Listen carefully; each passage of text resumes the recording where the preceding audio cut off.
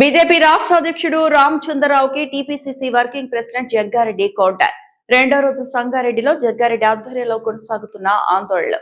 Paper leakage ఘటనపై రాహుల్ గాంధీ ప్రధాని మోడీ ఇంటి ముందు ధర్నా చేస్తే తప్పేంటి?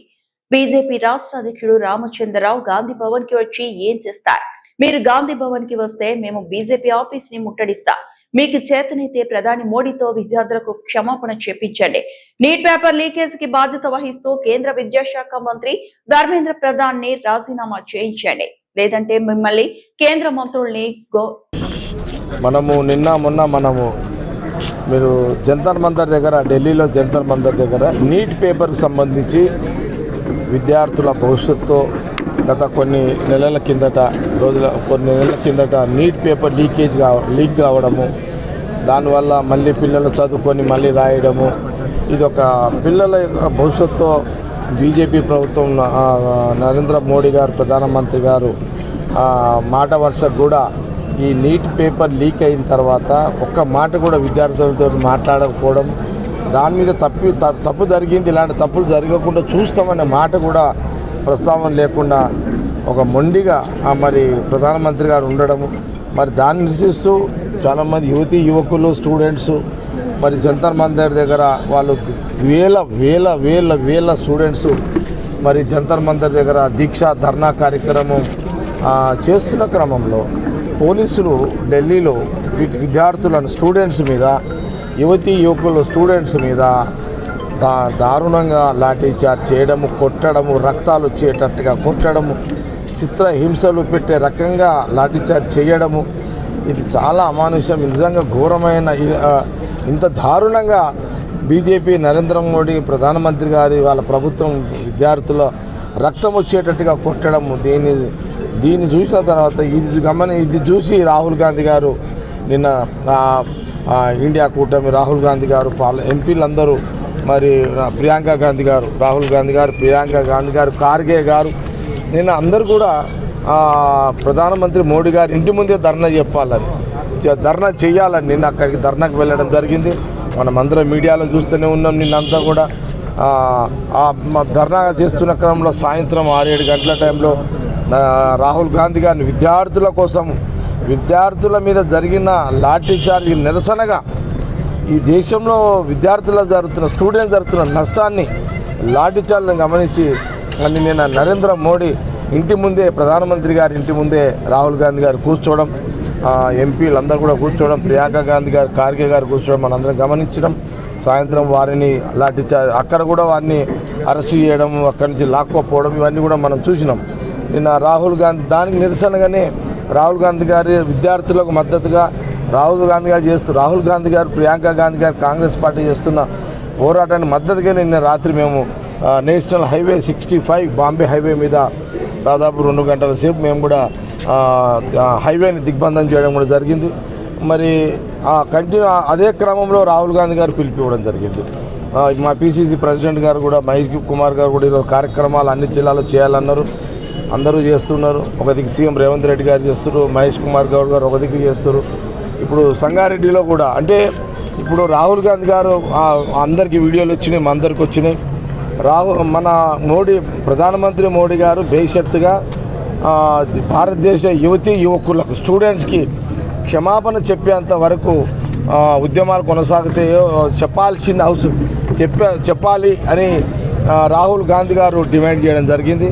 దానితో పాటు consult minister, central education minister రాజీనామా చేయాలి అని రాహుల్ గాంధీ గారు డిమాండ్ పెట్టడం జరిగింది. ఇప్పుడు పార్లమెంట్లో కూడా నడుస్తున్నట్టుంది. మొత్తం మీద రాహుల్ గాంధీ ఏ పిలుపు అయితే ఇచ్చిరో వాళ్ళ పిలుపు మేరకు మళ్ళీ నేను కూడా సంగారెడ్డి నియోజకవర్గంలో సంగారెడ్డి హెడ్ క్వార్టర్లో విద్యా సంస్థలు అన్నీ కూడా బంద్ చేయాలని రాత్రి 2 గంటలకే మేము రిలీజ్ చేయడం జరిగింది. స్కూల్స్, హై స్కూల్స్, కాలేజీలు, ప్రైవేటు, గవర్నమెంట్ అన్నీ కూడా బంద్ చేయండి. ఈ భారతదేశంలో ఉన్న విద్యా వ్యవస్థకు, విద్యార్థులకు, స్టూడెంట్స్కి జరిగే నష్టము, ఇలాంటి నష్టాలు జరగవద్దు, దారుణాలు కూడా జరగవద్దు స్టూడెంట్స్ మీద అని రాహుల్ గాంధీ గారు ఏ లైన్ అయితే తీసుకున్నారో, ప్రియాంక గాంధీ గారు ఏదో పోరాటం చేస్తారో, ఖార్గే గారు ఏదో పోరాటం చేస్తారో, రాహుల్ గాంధీ గారి నాయకత్వంలో వారి పిలుపు ప్రకారం ఈరోజు సంగారెడ్డిలో కూడా ఇప్పుడు ఇంకా కొద్ది క్షణంలో భారీ ఎత్తున ర్యాలీ కార్యక్రమాలు కూడా ఉంటాయి. విద్యా సంస్థలు అన్నీ బంద్ చేస్తున్నాం. రాహుల్ గాంధీ గారి యొక్క నాయకత్వంలో విద్యార్థి స్టూడెంట్స్కి మద్దతుగా ఈ కార్యక్రమం ఇక్కడ జరుగుతున్నది. పార్లమెంటు ఏదైతే రామచంద్రరావు గారు, మీరు బీజేపీ ప్రధాన ఇంటి ముందు ప్రతిపక్ష నాయకుడు రాహుల్ గాంధీ గారు కూర్చోవడాన్ని మీరు వ్యతిరేకిస్తూ కాంగ్రెస్ పార్టీ గాంధీ భవన్ని మీరైతే పిలిపిస్తున్నారో మా చేతగా కాదు, మేము కూడా మీ పార్టీని కూడా గెరవ చేస్తాం, మీ భవనాన్ని కూడా గెరవ చేస్తాం, మిమ్మల్ని కూడా గెరవ చేస్తాము. ఎందుకంటే తప్పు మీ దగ్గర జరిగింది, మీ ప్రధానమంత్రి గారు చేశారు. మీ ప్రధానమంత్రి దేశంలో ఉన్న యువకులకు స్టూడెంట్స్ క్షమాపణ చెప్పాలని రాహుల్ గాంధీ గారు డిమాండ్ చేస్తున్నారు. మీరు మీ ప్రధానమంత్రి మోడీ గారు, రాహుల్ గాంధీ గారు అన్నట్టుగా మీ ప్రధానమంత్రి మోడీ గారు భారతదేశ స్టూడెంట్స్కి ముందు క్షమాపణ చెప్పియండి. దాని తర్వాత మీ మంత్రి ఎడ్యుకేషన్ మినిస్టరు రిజైన్ చేయాలి. కాబట్టి మీరు తప్పులు చేసి మీరు విద్యార్థులని లాఠీ చార్జీలు చేసి మీరు కొట్టి రాహుల్ గాంధీ గారు విద్యార్థుల కోసం పోరాటం చేస్తుంటే ఉల్టా మీరు మాకు గాంధీ భవన్ అంటున్నారు. మాకు చేత కదా, ఇప్పుడు మేము కూడా ఈ కార్యక్రమం అయిపోయిన తర్వాత మీరు మాకు గాంధీ భవన్కి వస్తే మేము బీజేపీ భవన్కి వస్తాము, తప్పకుండా వస్తాము. మేము కూడా వచ్చి మీ గాంధీ భవన్ పరిసర ప్రాంతాల్లో గేరావ్ చేసే ప్రయత్నం చేస్తే తప్పకుండా బీజేపీ పార్టీ ఆఫీస్ కూడా గేరావ్ చేస్తాం, మీ సెంట్రల్ మినిస్టర్ కూడా గేరావ్ చేస్తాం. తప్పులు మీరు చేసారు, మీ కిషన్ రెడ్డి గారిని చేస్తాం, బండి సంజయ్ గారిని చేస్తాం, మేము కూడా అందరినీ గేరావ్ చేస్తాం. కార్యక్రమం రాహుల్ గాంధీ గారు నాయకత్వం, వారి పిలుపులో ఎంటైర్ తెలంగాణ రాష్ట్రం అంతా కూడా నాయకులందరూ కూడా పనిచేస్తున్నారు. ఒకదికి పీసీసీ ప్రెసిడెంట్, ఒకదికి సీఎం, ఒకది మేమందరం పనిచేస్తున్నాం. తప్పకుండా మీరు గాంధీ భవన్కి వస్తే మేము బీజేపీ ఆఫీస్కి వస్తాం. దీంట్లో ఎలాంటి అనుమానం లేదు. మిక్కిగా అంటే ఈ విద్యార్థులను అడ్డం పెట్టుకొని అసలు ఈ ఎడ్యుకేషన్ సిస్టమ్ డెవలప్ చేసిందే రాహుల్ గాంధీ గారి కుటుంబం. అసలు రాహుల్ గాంధీ గారి కుటుంబం ఎడ్యుకేషన్ సిస్టాన్ని డెవలప్ చేసారు. ఇండిపెండెన్స్ వచ్చిన తర్వాత ఆ రోజు జవహర్లాల్ నెహ్రూ ప్రధానమంత్రి అయిన తర్వాత అనేక ఎడ్యుకేషన్ ఇన్స్టిట్యూషన్స్, అప్పుడు ఇవన్నీ లేవు మనకు, బిఫోర్ ఇండిపెండెంట్. అప్పుడు వారు వచ్చిన తర్వాత ఇవన్నీ జరిగినాయి.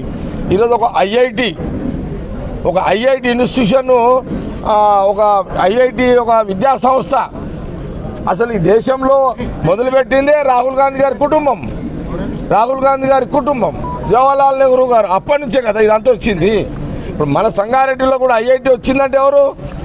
సోనియా గాంధీ గారి నాయకత్వంలో రాజశేఖర్ రెడ్డి గారు ఇక్కడ కంది ఐఐటి, హైదరాబాద్ ఐఐటి అది ఇచ్చింది ఎవరు? కాంగ్రెస్, సోనియా గాంధీ నాయకత్వంలో. ఆ రోజు మన్మోహన్ సింగ్ గారు, రాజశేఖర్ రెడ్డి గారు ముఖ్యమంత్రి.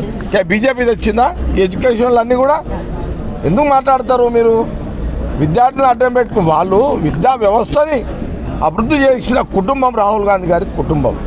కాబట్టి నైతికంగా రాహుల్ గాంధీ గారి కుటుంబాన్ని మీద ఎలాంటి విమర్శ చేసే నైతిక హక్కు బీజేపీ పార్టీకి లేదు, నరేంద్ర మోడీ గారికి లేదు.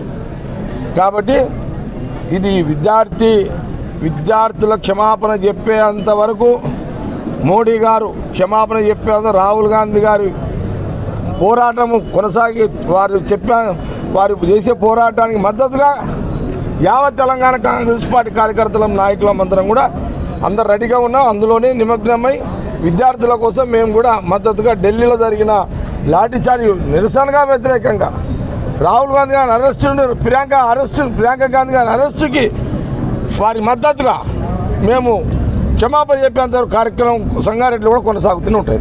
100% ఈ దేశానికి అందరము యువకులమే ఒకప్పుడు. ఇప్పుడు పెద్దరికం వచ్చింది. యువకులు దేశానికి వెన్నుముక్క. అందరము పిల్లలుగా పుడతాం, మనుషులుగా పుడతాం, పిల్లలుగా ఉంటాము, యువకులమవుతాము. ఇటు మనం జీవిస్తూ దేశ భద్రత, దేశ మంచి చెడు చూసుకుంటే జీవిస్తుంటాం కదా. మీరు కూడా యువకులే కదా ఒకప్పుడు. మీరు చేసిన తప్పును సరిదిద్దుకునేది పోయి, చేసిన తప్పుకు క్షమాపణ కోరాల్సింది పోయి, రాహుల్ గాంధీ గారు మద్దతుగా విద్యార్థుల కోసము ధర్నా కార్యక్రమం మోడీ గారి ఇంటి ముందు చేస్తుంటే మీరు ఉల్టా మా మీద రాహుల్ గాంధీ గారి మీద విమర్శ చేస్తారు.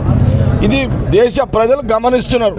విద్యార్థుల తల్లిదండ్రులారా మీరు కూడా ఆలోచన చేయండి. ఎంతసేపు భగవంతుడి పేరు మీద, దేవుని పేరు మీద, మతం పేరు మీద ఓట్లు తెచ్చుకొని ప్రధానమంత్రి అయిన మోడీ గారికి విద్యార్థుల యొక్క విలువలు ఆయనకు తెలివయి, విద్యార్థులను గౌరవించే పద్ధతి బీజేపీతో లేదు. ఎందుకంటే వాళ్ళకు అలవాటు ఈజీగా హిందూ ఓటు బ్యాంక్ మీద ప్రధానమంత్రి అయింది కాబట్టి విద్యార్థుల యొక్క మంచి చెడు గమనించే ఒక ఆ ఆలోచన వాళ్ళకు ఉండదు. ఇది స్టూడెంట్స్ తల్లిదండ్రులు కూడా ఆలోచన చేయాలని ఈ సందర్భంగా రాహుల్ గాంధీ గారి నాయకత్వాన్ని బలపరచాలి. ఇంకా అని నేను యావత్ తెలంగాణ ప్రజలకు, ఆంధ్రప్రదేశ్ ప్రజలకు, తెలుగు వచ్చినందరూ కూడా నేను మీడియా పరంగా కోరుతున్నాను. మరిన్ని అప్డేట్స్ కోసం మా ఛానల్ని సబ్స్క్రైబ్ చేయండి.